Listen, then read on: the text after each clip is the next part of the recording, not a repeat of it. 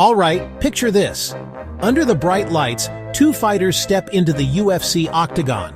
You hear the roar of the crowd, see the tension in their eyes. But what's really at play here? Is the UFC still about martial arts?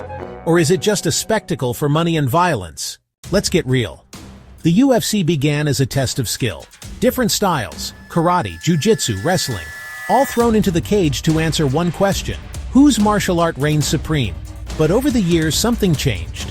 It's not just about honor and discipline now. It's about pay-per-view numbers, viral knockouts, and, yeah, a lot of cash. That's not by accident. The UFC is a business. Fighters talk trash, hype up rivalries, and chase those massive paydays. The more intense, the more violent. It sells.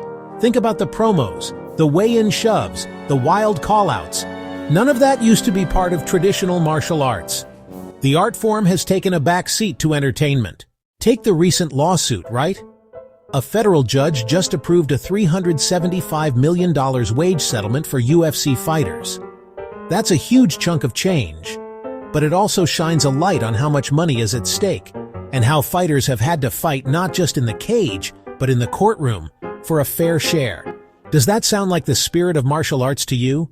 But, and this is big, there's still real martial arts in there. When you watch a 5-round war or a slick submission you've never seen before, you're witnessing technique and years of dedication. There's beauty in the chaos, but it's surrounded by a circus of hype, marketing, and money.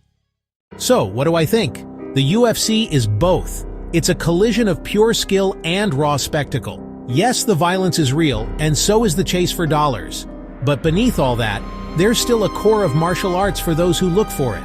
Maybe the real question isn't whether the UFC is about martial arts or money, but whether it can ever truly be both. What do you think? Let me know in the comments. And if you're up for more deep dives into fight culture, hit that subscribe button. Catch you next time.